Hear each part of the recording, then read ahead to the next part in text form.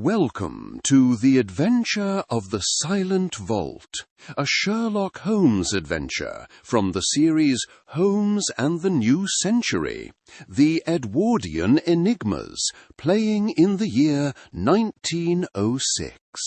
These accounts are drawn from my personal notebooks, long stored away and only recently rediscovered.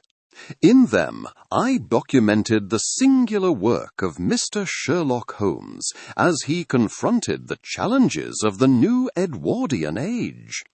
With Dr. Watson increasingly occupied, it fell to me to chronicle those cases defined by emerging technologies and the criminal mind's adaptation to a modernizing London.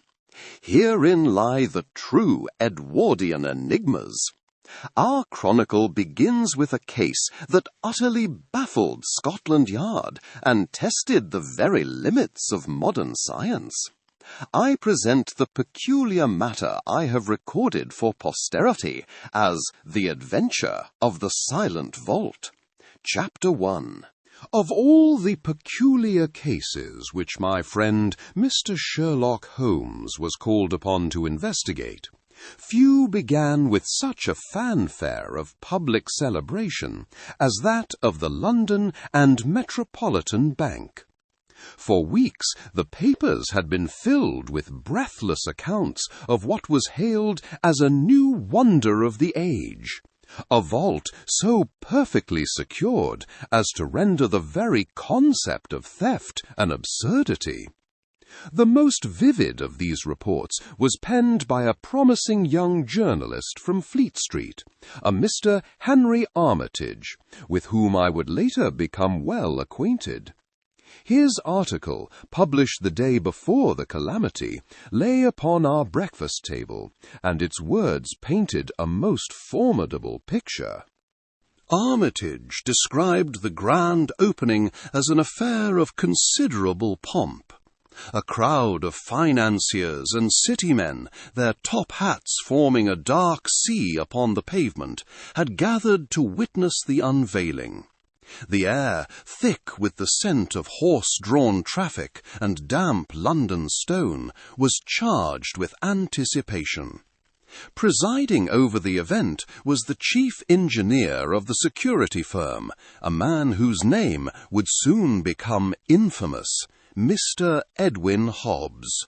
By Armitage's account, Hobbs was a man built on the same grand scale as his creation, stout, red-faced, and possessing a voice that boomed with unshakable confidence. He stood before the colossal steel door, a polished circle of gleaming rivets and intricate dials, and addressed the assembled press. "Gentlemen, you see before you more than a door. You see a sentinel, a fortress of finance. 16 inches of chrome steel laminate, a dozen locking bolts synchronized to a chronometer of Swiss precision. A safecracker would sooner chew his way through the Tower of London." Mr. Edwin Hobbs replied.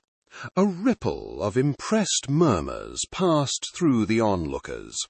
Hobbs, basking in the attention, then gestured towards the interior of the vault, his tone becoming almost reverential as he described the true genius of his work.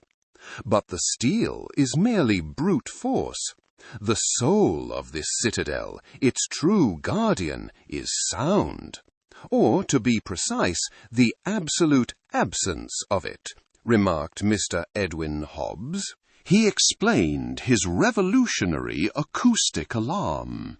The vault, he declared, was hermetically sealed and internally pressurized.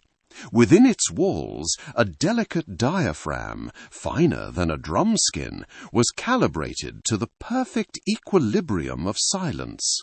A whisper, the scrape of a tool, the faintest tap of a drill.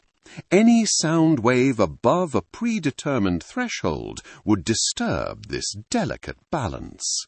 This resulting vibration, imperceptible to the human ear, would instantly trigger an electrical current.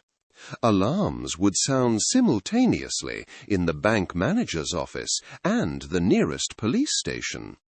It is not a lock to be picked, but a silence to be broken, and I assure you it cannot be done.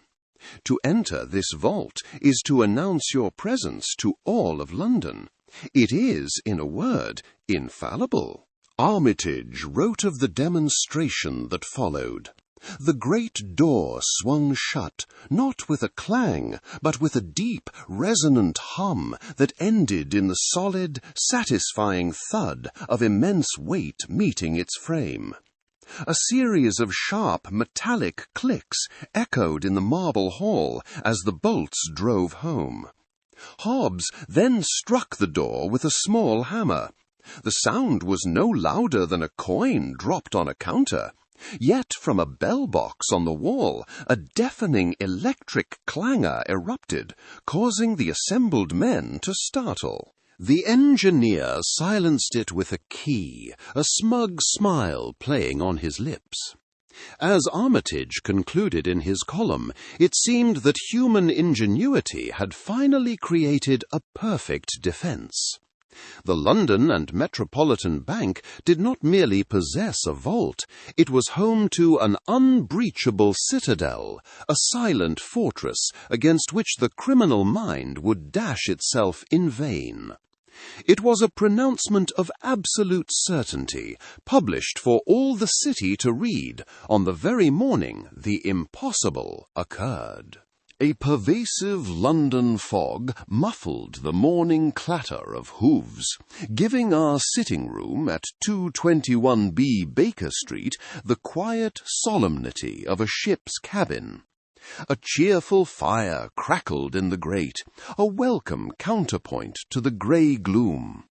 Holmes had been in one of his peculiar, silent moods since breakfast, surrounded by glass retorts and the acrid scent of a chemical investigation.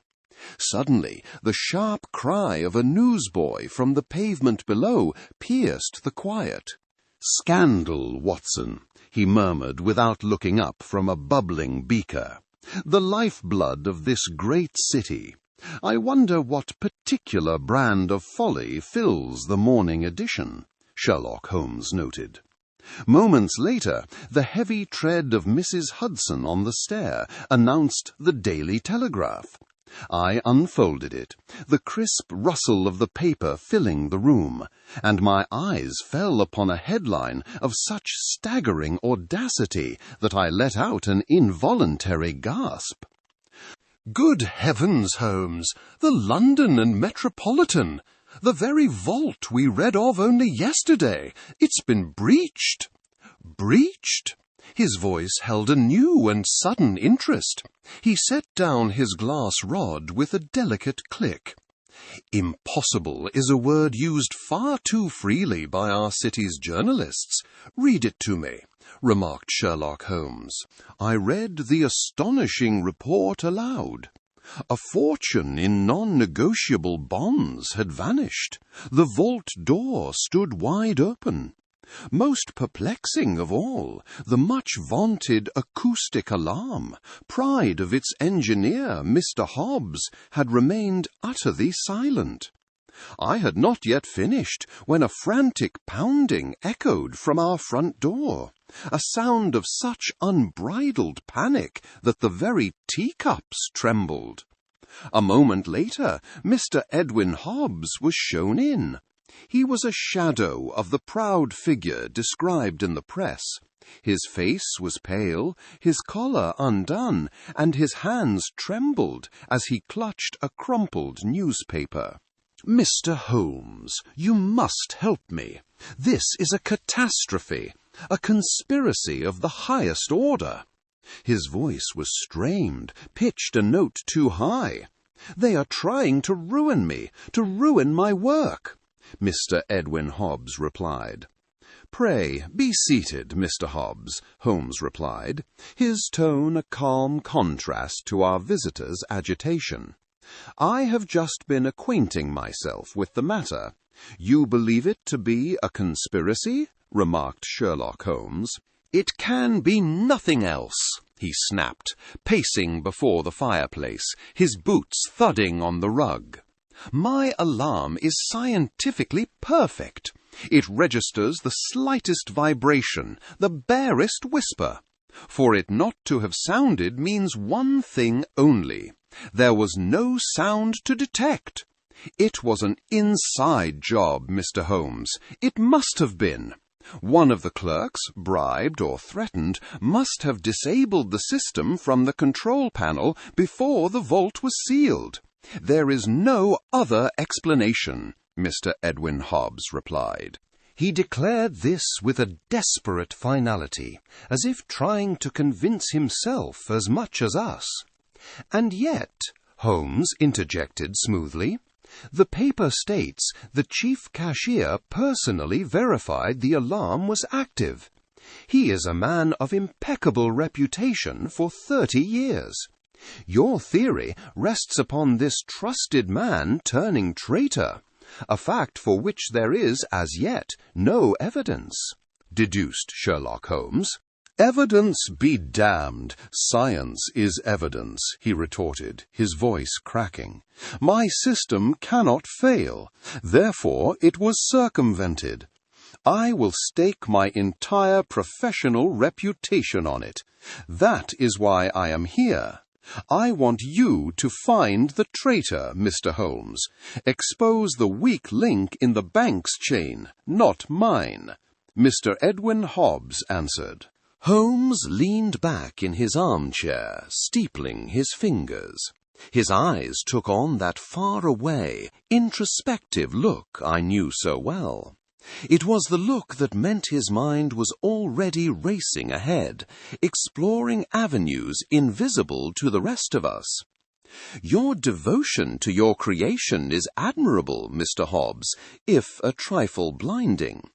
You see only one possibility, where I see several. Nevertheless, the problem is, as you say, a singular one. I shall be delighted to look into the matter," Sherlock Holmes pointed out. "Then we are to visit the bank?" remarked Dr. John Watson. "Instantly. An impossible crime demands immediate inspection before the clumsy hands of the official force obscure what evidence may remain. Watson, your hat and coat. Mr. Hobbs, you will accompany us.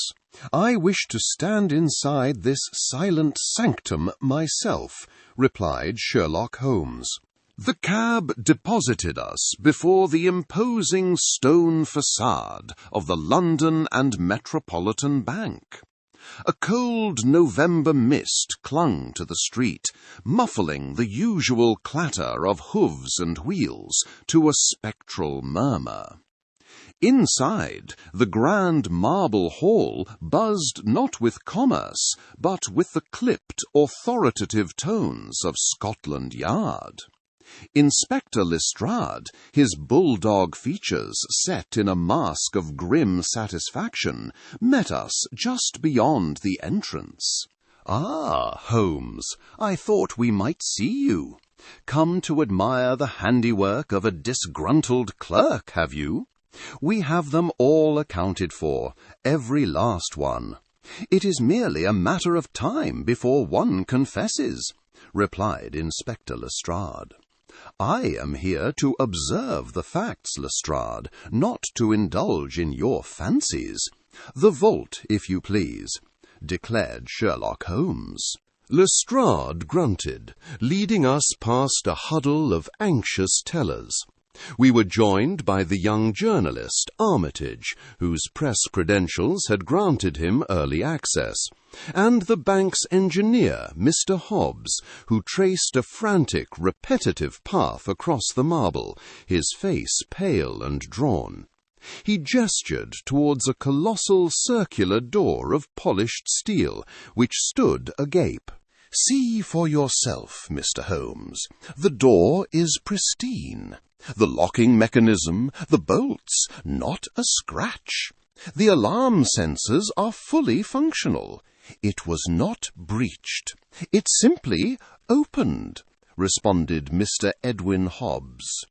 His voice, trembling on the last word, was swallowed by the profound silence that met us as we stepped across the threshold, a quiet more absolute than any I had ever experienced.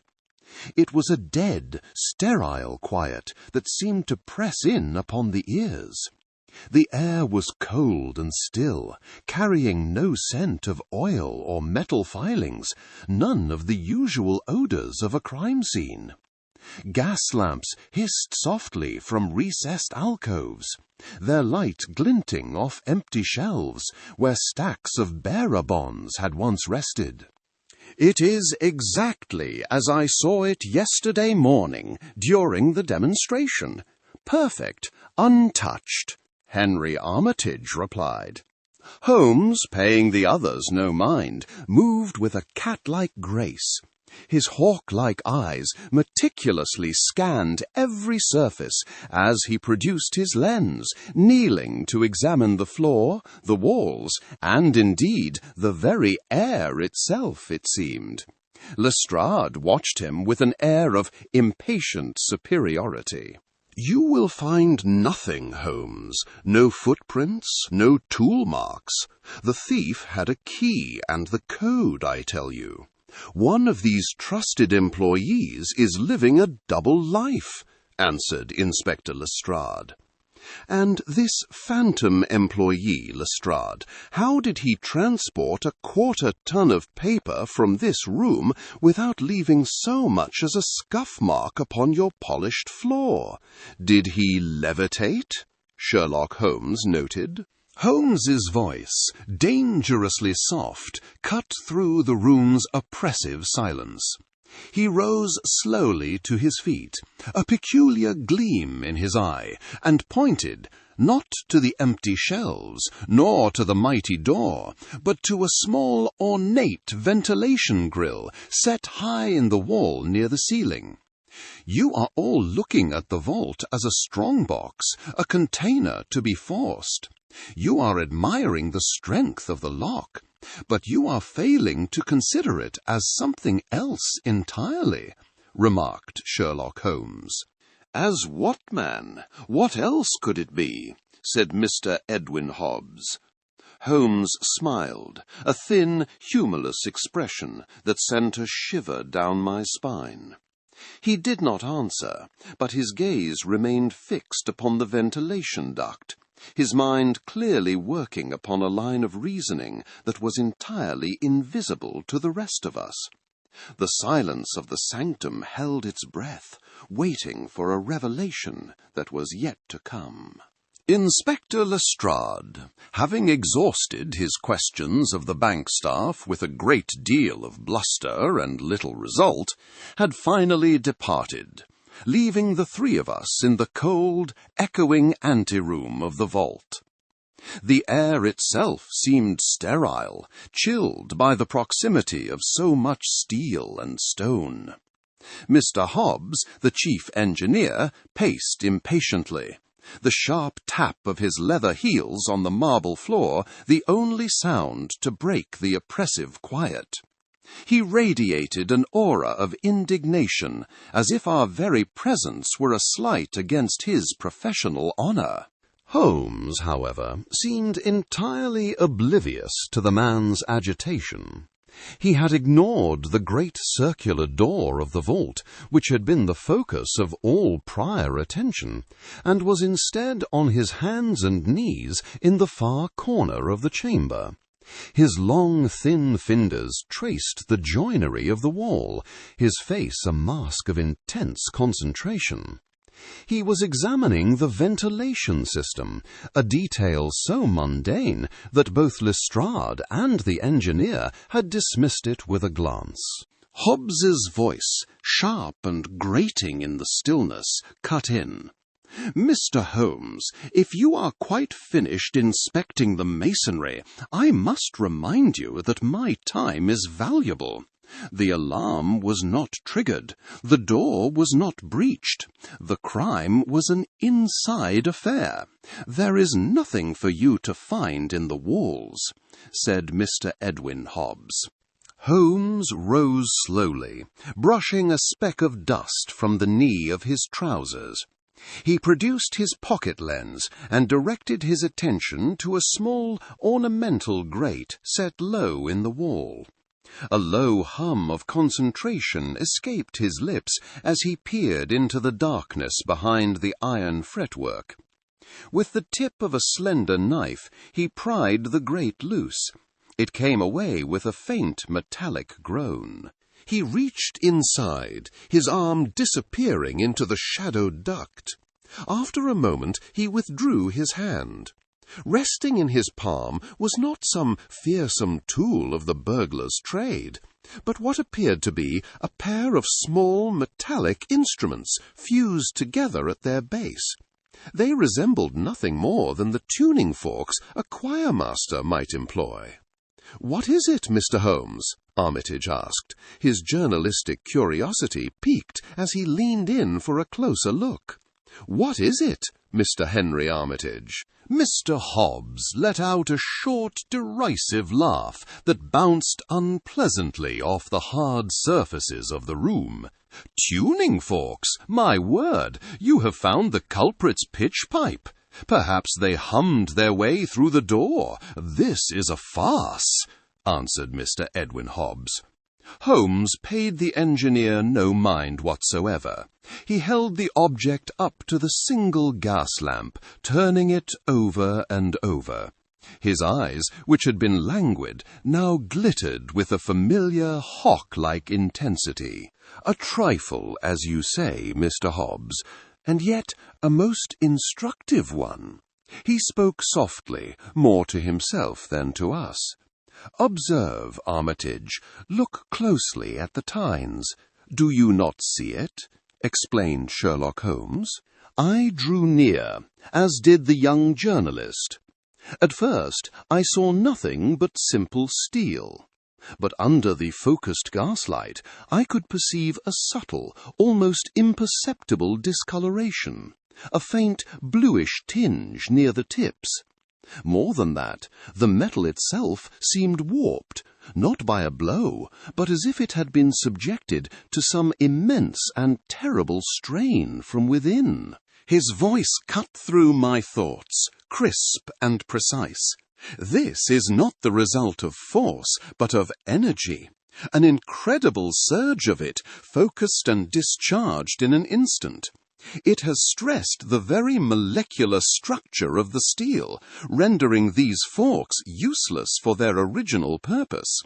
They were a component, Watson, an expendable one, destroyed in the very act of their use. They were left behind because they were ruined, a discarded trifle that tells us everything," Sherlock Holmes noted. A profound silence followed his words. The engineer merely stared, his scoffing disbelief warring with the undeniable certainty in Holmes's tone. The sheer impossibility of the crime had, for the first time, been met with a tangible, albeit bizarre, piece of evidence. Holmes carefully wrapped the damaged forks in his handkerchief and placed them in his pocket. He then turned his piercing gaze upon the engineer, a new and calculating light in his eyes. "Mr. Armitage," he said, his voice suddenly brisk, "I believe your credentials as a man of the press may prove invaluable. Mr. Hobbs is a great proponent of established science. I am certain he holds strong opinions on disgraced theorists and their fanciful notions. Perhaps you might persuade him to elaborate upon them for a potential article." Armitage caught his meaning at once. It was a brilliant stroke, turning the engineer's own professional pride into a tool for our investigation. As the young journalist prepared to engage the still fuming Hobbs, I knew that Holmes had moved on from the what of this silent crime, and was now firmly upon the trail of who. Upon our return to Baker Street, the London fog had begun to steal through the window sashes, lending a ghostly quality to the familiar room. Holmes had dispatched young Armitage on an errand whose purpose was at first entirely opaque to me. Having seen the journalist off, my friend settled into his armchair, the blue haze from his clay pipe curling towards the ceiling like the very mystery we sought to penetrate. It is a singular thing, Watson. A man's protestations often reveal more than his confessions. Mr. Hobbs did not merely dismiss those tuning forks, he scoffed with the particular venom reserved for a settled and personal animosity. He was not dismissing an object, but an idea, deduced Sherlock Holmes. It was past 6 when the sharp rap of knuckles on our door announced Armitage's return. He entered with a flush of excitement on his cheeks, and, over a hastily poured sherry, began his report. As he spoke, I could picture the scene as if I had been there myself. The very air of Hobbs's security firm offices, as Armitage described them, a testament to modern efficiency. There was no dust, no clutter, only the scent of fresh ink and oiled metal hung in the air. A great chronometer on the wall did not so much tick as it sliced time into precise metallic increments. Mr. Hobbs received him in a room lined with framed schematics, his desk a fortress of polished oak. Mr. Hobbs, my paper is most interested in the public's confidence in banking security. Your acoustic alarm has been lauded as infallible. I should be grateful for a word on its design, said Henry Armitage. Infallible is the correct term. It is not a matter of theory, but a fact, of tangible engineering. My system represents the pinnacle of practical science, remarked Mr. Edwin Hobbs. His voice, Armitage noted, was as crisp and precise as the very blueprints that lined his walls. He spoke with the unshakable certainty of a man who had built his world with naught but a slide rule and calipers. And yet some have speculated that a novel scientific approach, perhaps a theoretical one, might have been employed to it, replied Henry Armitage. The effect of this question was instantaneous and profound. The engineer's composure shattered like brittle glass. His face darkened, and he leaned forward across the great desk, his knuckles white where they gripped a paperweight. Theoretical? Sir, do not waste my time with the phantom notions of disgraced academics. This was an inside job, a simple case of treachery. The world of practical mechanics has no room for the babbling of armchair philosophers whose absurd notions have been publicly proven to be failures, utter failures, said Mr. Edwin Hobbs. The final word was delivered with a sharp rap of the paperweight upon the desk, a sound that seemed to momentarily silence the very ticking of the chronometer. He was breathing heavily, his professional pride wounded to the quick by a mere suggestion, a raw nerve exposed. My firm has built its reputation on rooting out such dangerous fantasies. We stand for what is proven, for what is real. We leave the sound waves and sympathetic vibrations to the charlatans in their dusty laboratories. Mr. Edwin Hobbs answered. When Armitage had finished his tale, Holmes was silent for a long moment, his eyes closed and his fingertips pressed together. The only sound was the gentle hiss of the gaslight. When he finally looked up, his grey eyes held a familiar, predatory gleam. "Excellent, Armitage. You have performed admirably. Mr. Hobbs believes he is defending his reputation, but he has in fact handed us the very soul of our culprit. This crime was not committed for money alone. It was an act of profound intellectual revenge," replied Sherlock Holmes. He rose from his chair and began to pace before the fire, his energy suddenly electric. Hobbs spoke of disgraced academics and publicly proven failures. He was not speaking in generalities. He was thinking of a man. "Your work for today is not quite done. Take a cab to the Polytechnic Institution. Search their archives for records of acousticians, specifically any whose theories were publicly ridiculed or dismissed within the last decade. Find me, Armitage, the man whose professional ruin intersects with the rise of Mr. Hobbs." With a new and vital purpose, the young journalist nodded, grabbed his coat, and was gone into the night. The game, I knew, was once again afoot. Following our singular interview with the prideful Mr. Hobbs, Holmes did not stir from his chair for the better part of an hour. Then, with a sudden spark in his grey eyes, he turned not to me, but to the young journalist, Armitage, who had remained to take his own notes on the curious affair. His voice was crisp, devoid of its earlier languor. "Mr. Armitage, your profession grants you access to repositories of forgotten histories. I require you to visit the archives of the Polytechnic Institution. Seek not a criminal, but a ghost, a man whose career in acoustics was publicly shattered. Look for a grievance potent enough to curdle genius into malice," Sherlock Holmes pointed out.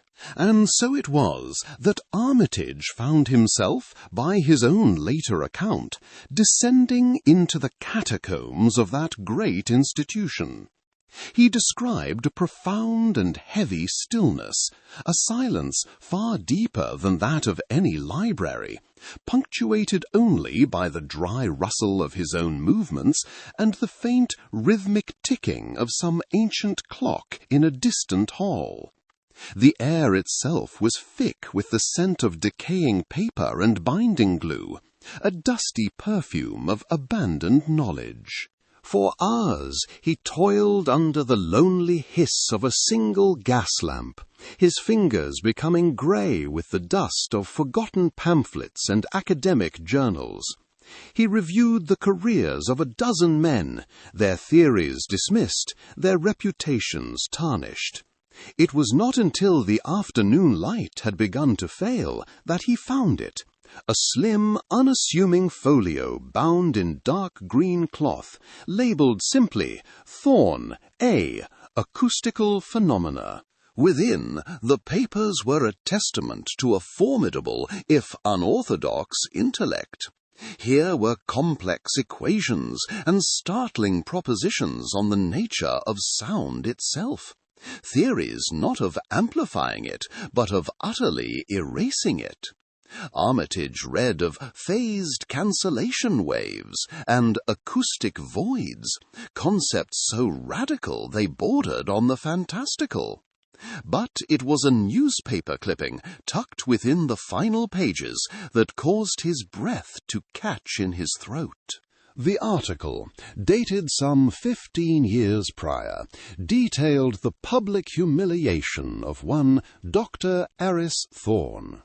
He had staged a demonstration of his sound cancellation theory, a demonstration which had failed in the most spectacular and deafening fashion.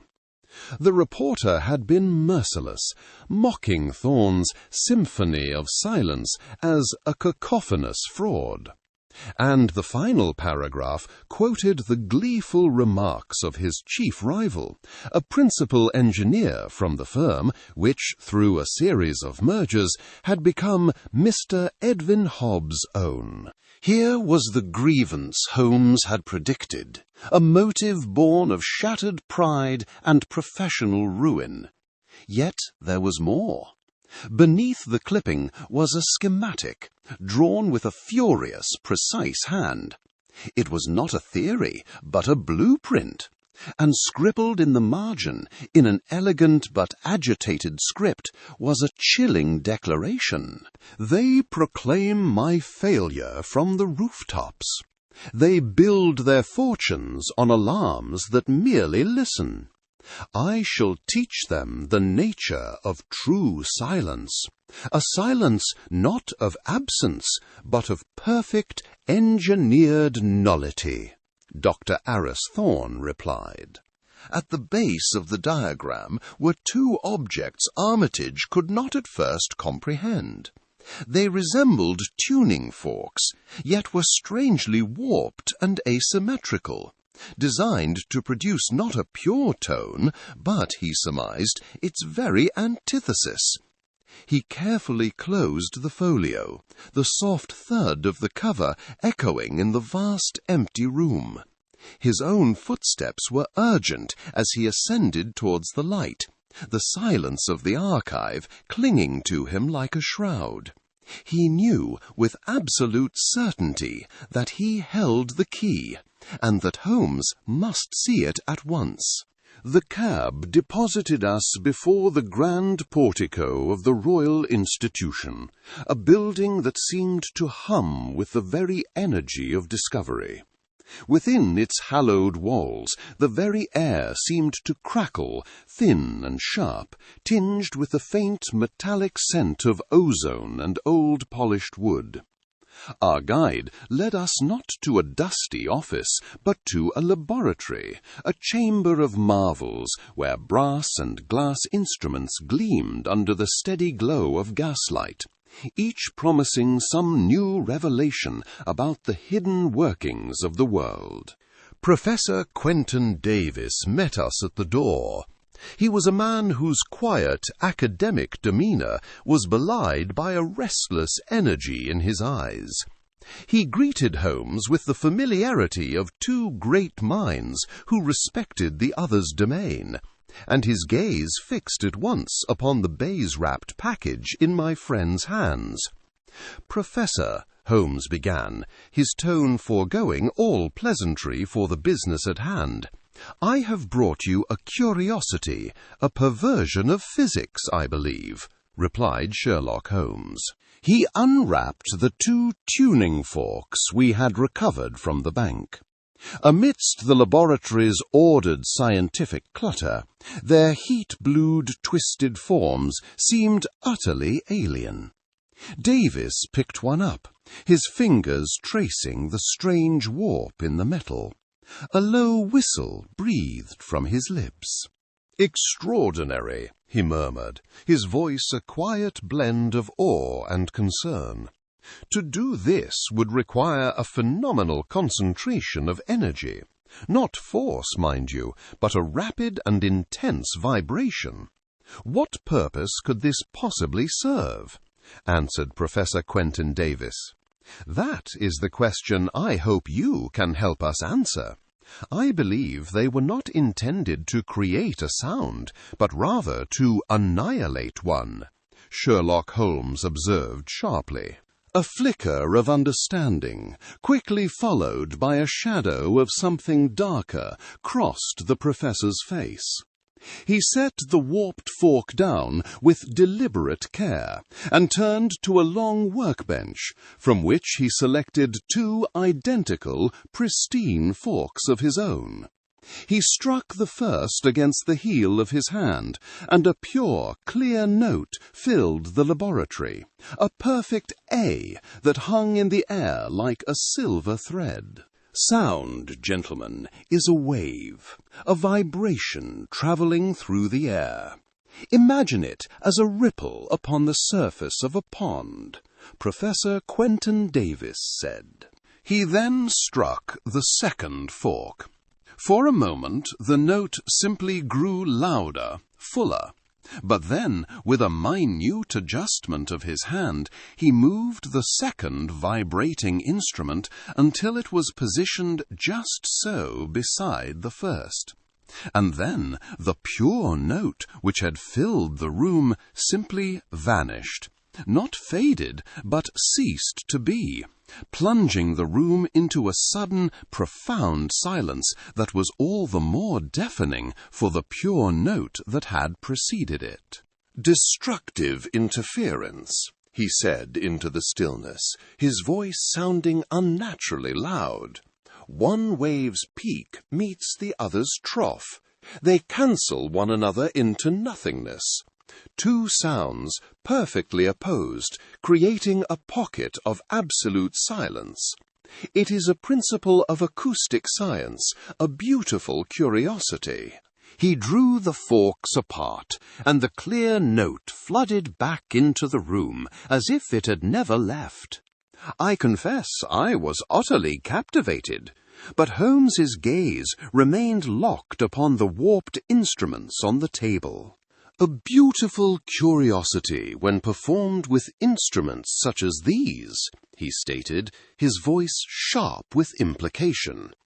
"But to create a field of silence large enough to envelop a bank vault door, to cancel out the clang of steel and the detonation of dynamite, the energy required would be immense, would it not?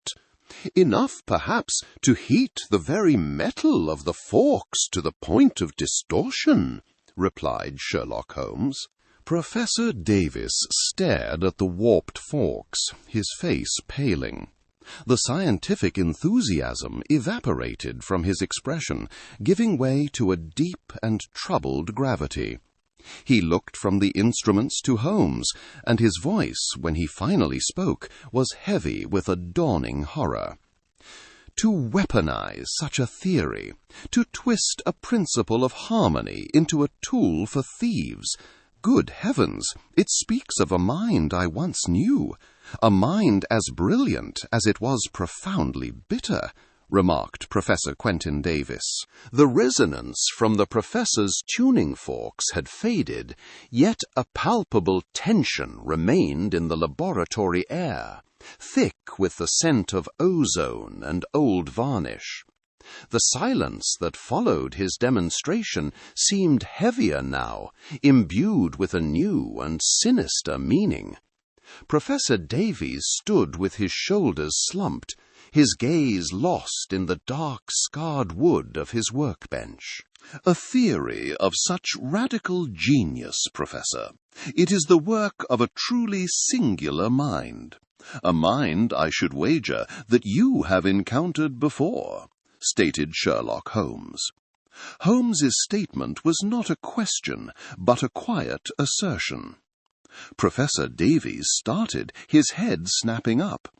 A long, weary sigh escaped his lips, a sound that seemed to carry the weight of years. "Encountered? Mr. Holmes, I knew him well. His name is Dr. Aris Thorne. He was not merely a colleague, he was my friend," responded Professor Quentin Davis. The confession hung in the air. I shifted my weight, the soft scuff of my shoe, the only sound in the room. The professor's voice, when he continued, was thick with a sorrow that spanned decades. "Aris was the most brilliant man I ever knew, but his brilliance was matched only by his pride. He poured his very soul into his acoustic cancellation theories. He was on the verge of a breakthrough that would have changed the world. Then came the symposium at the Polytechnic." Davies paused, his eyes closing, as if to summon a painful memory. He spoke, and the laboratory faded, replaced by a grand lecture hall filled with the leading scientific minds of the day. Among them, representatives from Mr. Hobbs's own security firm, their faces set in smug disbelief.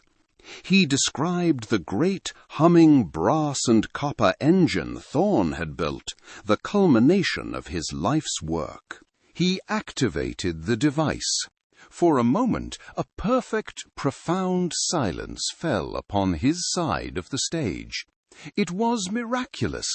But his calculations, they were not prepared for the harmonic feedback of the hall itself.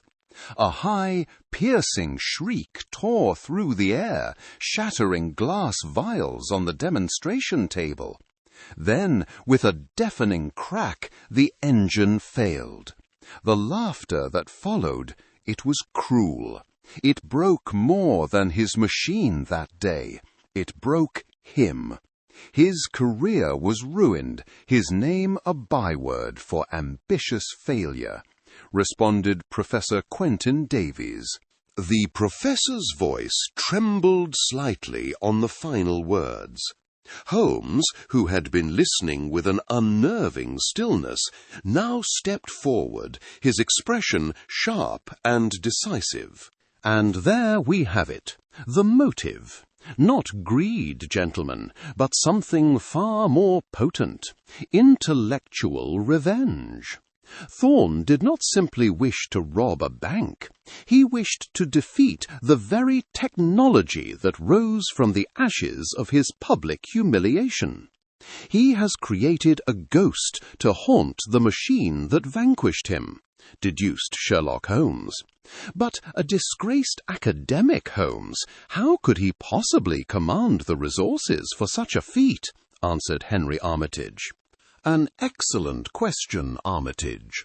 Thorne possessed the theory, the brilliant, vengeful why, but he lacked the practical how, the brute force needed to power his device on an industrial scale.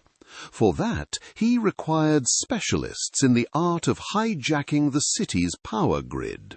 He required the muscle and technical audacity of the Dynamo Gang. Sherlock Holmes responded. The name, when uttered, resonated with a chilling familiarity.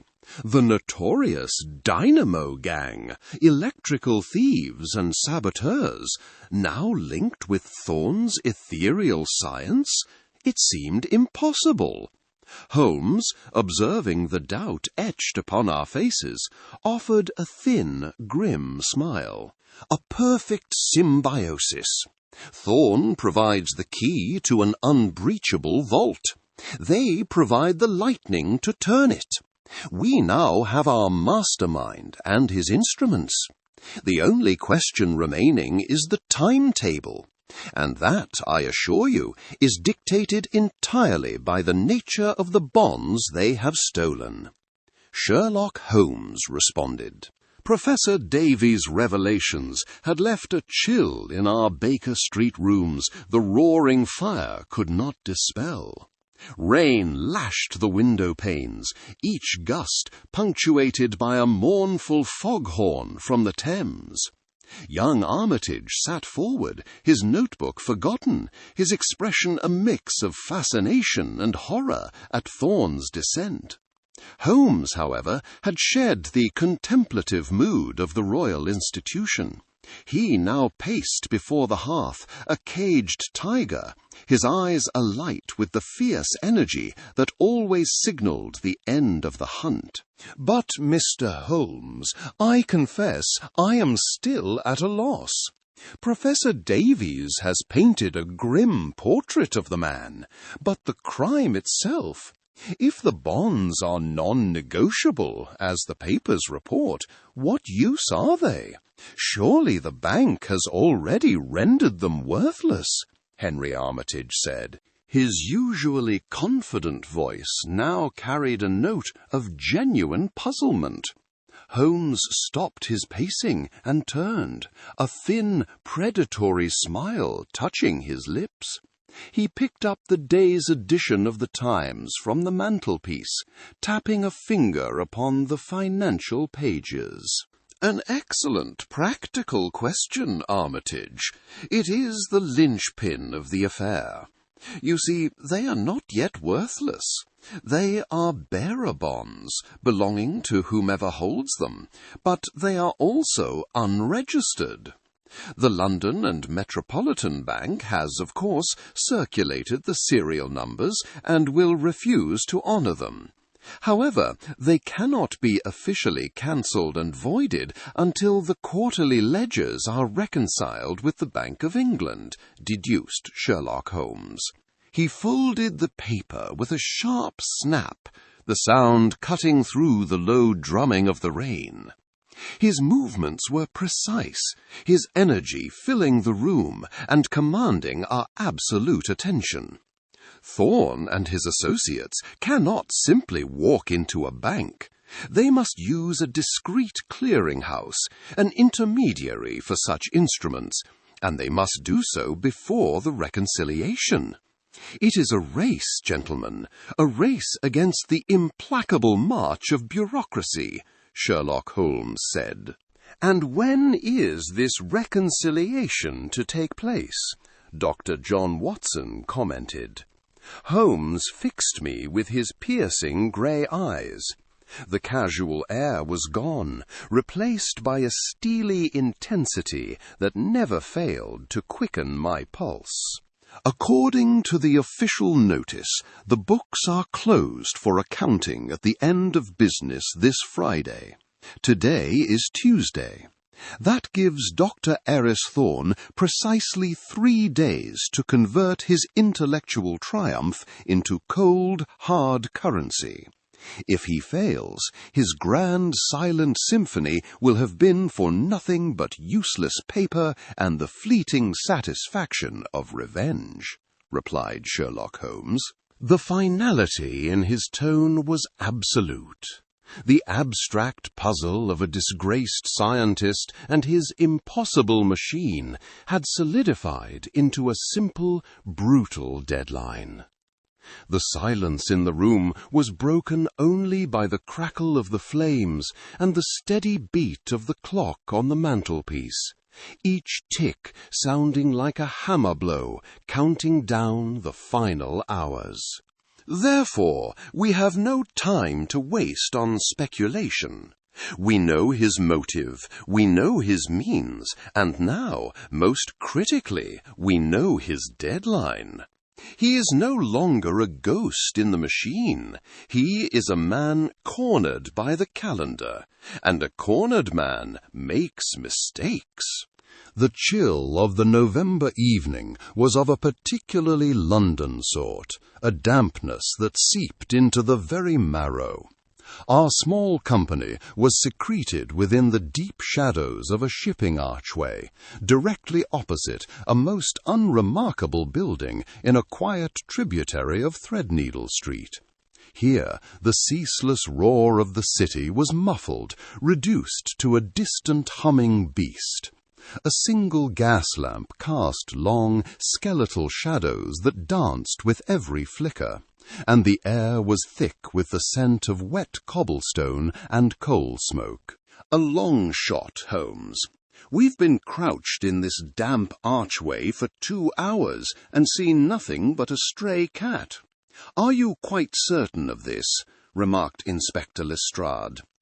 Lestrade's voice was a low, grumbling counterpoint to the silence, the sound of a man whose patience was wearing perilously thin. He shifted his weight, the leather of his boots protesting with a soft groan against the stone. Patience, my dear Inspector, is the companion of wisdom. You are looking for movement, for action. I am listening for the inevitable tick of a clock that has nearly run its course, Sherlock Holmes pointed out. Holmes stood perfectly still, a tall, gaunt silhouette against the faint glow from the street. He had not moved a muscle in a quarter of an hour, his entire being focused upon the plain, dark wood door of the clearing-house across the way. But why here, Mr. Holmes? Of all the financial houses in the city, what makes you so certain? remarked Henry Armitage. The young journalist, Armitage, spoke in a hushed tone, his breath plumbing in the cold air. I could see the tension in the set of his shoulders and the way his eyes darted towards every shadow. A good lad, eager and sharp, but the strain of this long vigil was clearly telling on him.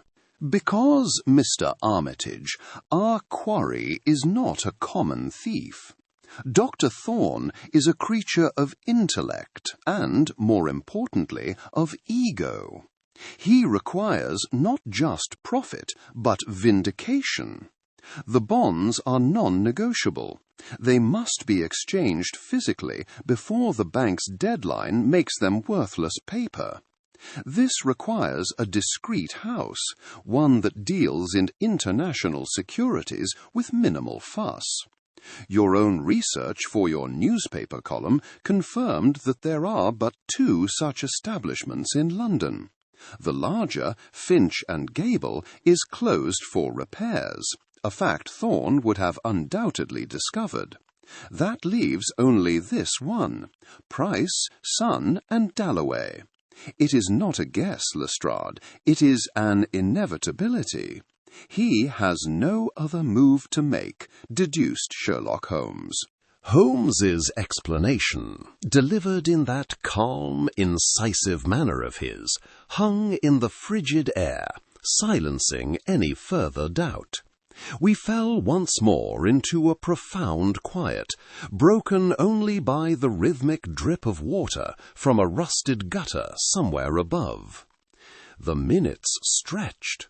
I found myself counting the beats of my own heart, the tension coiling in my gut like a watch spring. Every distant rattle of a carriage, every far-off shout, sent a jolt of adrenaline through our small company. "Listen," Inspector Lestrade answered. Lestrade's single word was sharp, cutting through the thick silence. I strained my ears, hearing it as he did.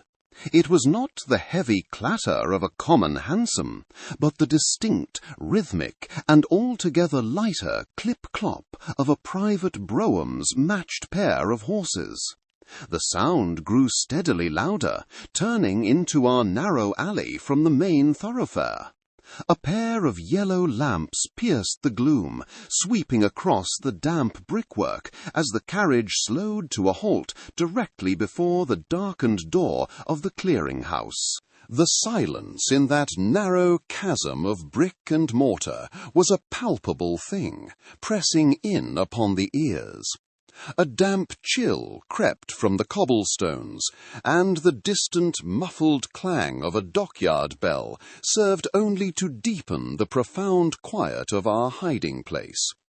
I shifted my weight, the soft rustle of my coat seeming a thunderous intrusion in the stillness. Holmes, however, was a statue carved from the shadows, his gaze fixed upon the mouth of the alley. "Are you certain they will come, Mr. Holmes? It has been hours, Mr. Holmes," commented Dr. John Watson. My whisper was strained, barely audible. Intellectual pride, my dear Watson, is as predictable a force as gravity. Dr. Thorne cannot resist proving his genius a second time. He must see his bonds transformed into tangible wealth. "Patience," Sherlock Holmes pointed out. As if summoned by his words, a new sound reached us. Not the steady tread of a constable, but the furtive scuff of several pairs of boots. 3 figures emerged from the gloom, their forms indistinct. One carried a heavy-looking metal case, which he set down with a dull, careful thud. A low murmur of voices followed, too faint to be distinguished, but carrying the unmistakable rhythm of a transaction. The tallest of the figures stepped forward, his posture erect and his movements precise. Even in the poor light, I recognized the severe academic profile of Dr. Aris Thorne. He presented a satchel to the others, who in turn began to unlatch their case. It was at that very moment that Holmes moved. "Now, gentlemen," his voice, sharp and clear, sliced through the night. A police whistle shrieked in reply, its piercing note followed by the thunder of running feet from both ends of the alley. The two accomplices, the brutes of the Dynamo Gang, were felled in an instant amidst a flurry of curses and grappling forms.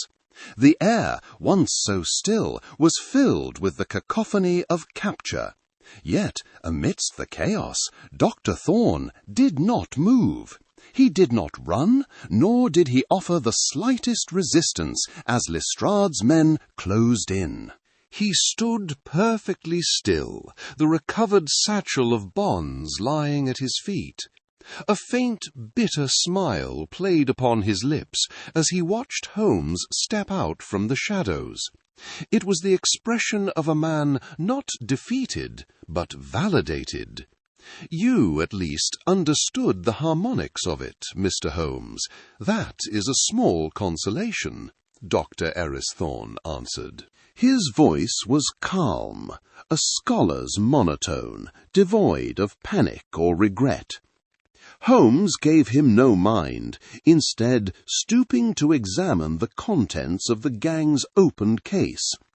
Inside lay not crowbars and drills, but a bizarre collection of coiled wires, vacuum tubes, and finely machined brass tuning forks, all connected to a complex electrical apparatus. Observe, Watson, not the crude implements of a common cracksman. This is the toolkit of a physicist, stated Sherlock Holmes.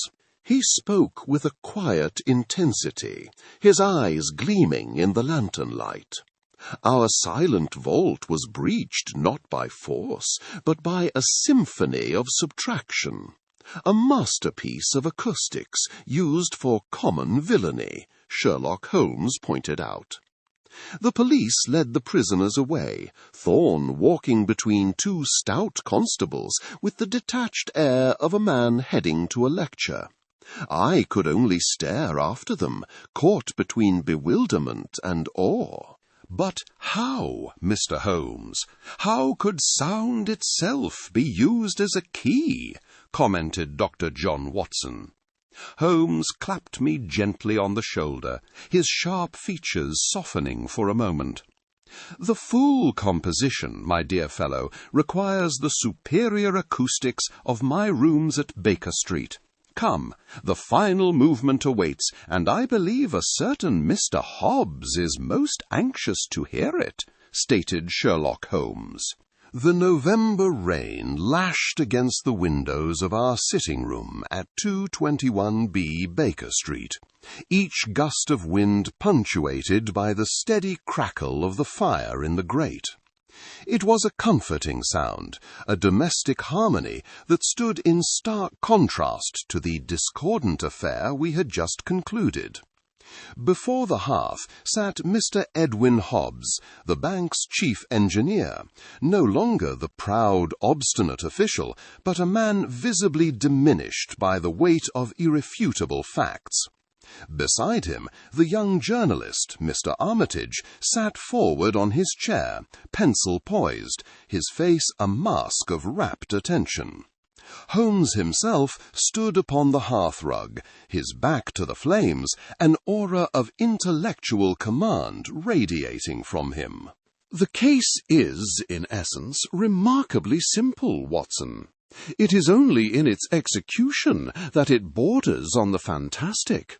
You were mistaken, Mr. Hobbs, but your error was a logical one. You believed your acoustic alarm to be infallible, and therefore concluded the crime must have been an inside affair, a betrayal of trust," stated Sherlock Holmes. Hobbs shifted in his seat, the leather groaning in protest. He did not look at Holmes, but stared into the fire. "It seemed the only possibility, the only one," responded Mr. Edwin Hobbs. "Quite. Yet the alarm was not betrayed, it was defeated. Dr. Aris Thorne did not seek to silence your device, but rather to overwhelm it with a perfect and opposing silence of his own creation. He weaponized the very theories your institution once derided, remarked Sherlock Holmes. Holmes retrieved 2 tuning forks from the mantelpiece, their polished steel catching the firelight. They were identical to those Professor Davies had used in his demonstration, and he held them up for our inspection. "And the warped forks found at the scene, sir?" Henry Armitage answered. "A beautiful misdirection. They were not the primary instrument, but merely a disposable calibration kit, a means of making final, precise adjustments on site to the much larger apparatus he had constructed. Once used, they were heated and bent, rendered useless and left behind to suggest a crude, failed attempt. Thorne knew we would find them, and he relied upon our underestimation of his methods," Sherlock Holmes said. He set the forks down upon the mantelpiece with a soft click. "But such a device required a colossal source of energy, far more than could be obtained from any portable battery. This, gentlemen, is where the Dynamo Gang played their vital role. They were not common thugs employed for muscle. They were specialists. Their task was to silently tap into the city's main electrical conduits, diverting a river of power for the few crucial minutes Thorne required. They created a clandestine and temporary power station for the sole purpose of generating a perfect wave of anti-sound," Sherlock Holmes responded. At this, Mr. Hobbs finally looked up, his face a mask of dawning, horrified comprehension. The last dreadful piece of the puzzle had clicked into place for him. The power fluctuations. We noted them, but dismissed them as a grid anomaly. "My God," responded Mr. Edwin Hobbs. "Precisely. An anomaly that allowed Thorne to drill the vault door in absolute, profound silence. The bonds themselves were secondary, a mere token of his victory. This was never a crime of simple greed, Mr. Hobbs. It was an act of the most acute intellectual revenge. Thorne did not wish merely to steal. He wished to prove to you and to the world that the genius they had cast out was, in fact, their master," remarked Sherlock Holmes. A silence as profound as the one Thorne had engineered fell upon the room, broken only by the relentless drumming of the rain. Mr. Hobbs rose slowly to his feet, a man aged by the last 10 minutes. His face was pale in the firelight as he gave a stiff, formal nod that encompassed both Holmes and myself. "I thank you for the explanation, Mr. Holmes. It is a bitter lesson in humility," responded Mr. Edwin Hobbs. Without another word, he turned and let himself out, the sound of the front door closing echoing softly up the stairs. Armitage was scribbling furiously. Holmes watched the door for a moment before turning back to the fire, a thin smile playing on his lips. "There is no engine so powerful as the human ego, Watson. It can build empires, and, as we have seen, it can breach the most silent of vaults," Sherlock Holmes said. He reached for his violin then, and as the first melancholic notes filled the warm air of our lodgings, the case of the silent vault drew to its quiet, if not entirely harmonious, close.